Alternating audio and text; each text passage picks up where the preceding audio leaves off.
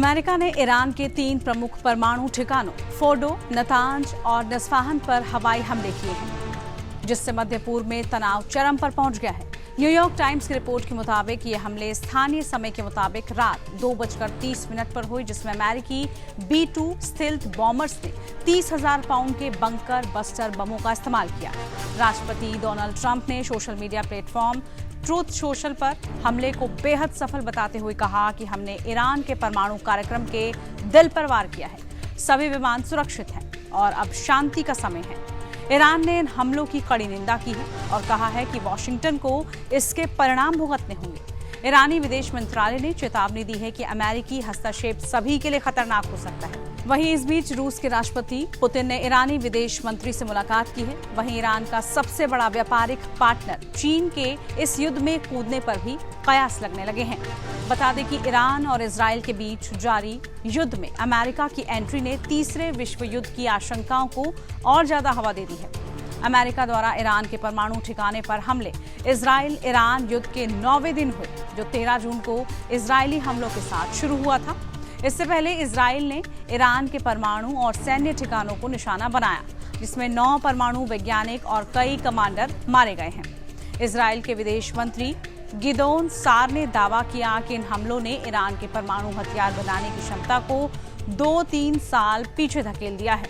America का ये कदम Trump प्रशासन की उस रणनीति का हिस्सा है जिसमें ईरान के परमाणु कार्यक्रम को पूरी तरह से खत्म करने का लक्ष्य है।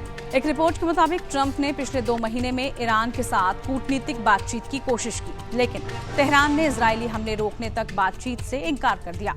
ट्रंप ने यह भी दावा किया कि ईरान हफ्तों या महीनों में परमाणु हथियार बना सकता है। हालांकि अमेरिकी खुफिया एजेंसियां इससे सहमत नहीं है। अंतर्राष्ट्रीय परमाणु ऊर्जा एजेंसी ने चेतावनी दी है कि फोर्डो पर हमले से रेडियोलॉजिकल रिसाव का खतरा है। हालांकि अभी जनता के लिए कोई बड़ा खतरा नहीं है। फोर्डो ने उच्च संवर्धित यूरेनियम का उत्पादन हो रहा था, जो परमाणु हथियार के लिए जरूरी है। ईरान के सहयोगी देशों ने चीन, रूस की प्रतिक्रिया पर भी सबकी नजरें हैं।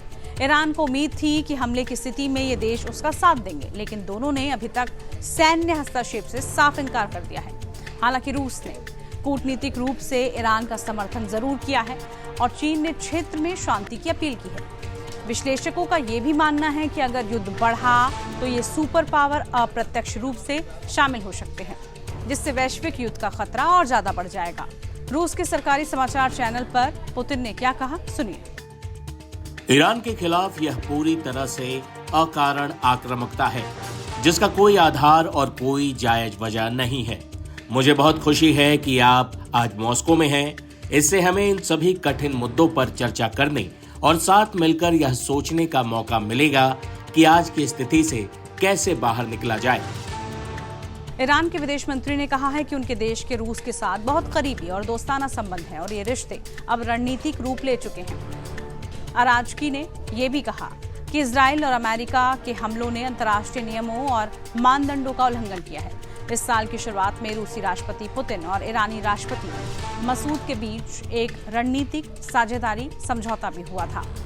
इस समझौते में सुरक्षा सहयोग बढ़ाने की बात भी की गई थी, लेकिन ये कोई सैन्य गठबंधन नहीं है और इससे रूस पर तेहरान की रक्षा करने की बाध्यता नहीं है। भारत ने स्थिति पर चिंता जाहिर करते हुए सभी पक्षों से संयम बरतने की अपील की है। विदेश मंत्रालय कह चुका है कि मध्य पूर्व में शांति और स्थिरता भारत के लिए महत्वपूर्ण है। हमलों के बाद तेल की कीमतों में उछाल आया है और वैश्विक बाजारों में अस्थिरता और ज्यादा बढ़ गई है। वहीं न्यूयॉर्क टाइम्स के मुताबिक सऊदी अरब और अन्य खाड़ी देश इस युद्ध में तटस्थ रुख अपनाए हुए हैं, लेकिन अमेरिकी सैन्य ठिकानों पर हमले का खतरा बना हुआ है। रूस ने जहां मध्यस्थता की पेशकश की है, तो वहीं चीन ने भी इन हमलों की निंदा की है। लेकिन रूस जहां यूक्रेन युद्ध में पहले से फंसा हुआ है, वहीं चीन के पास 5000 किलोमीटर दूर ईरान में युद्ध लड़ने की क्षमताएं सीमित हैं।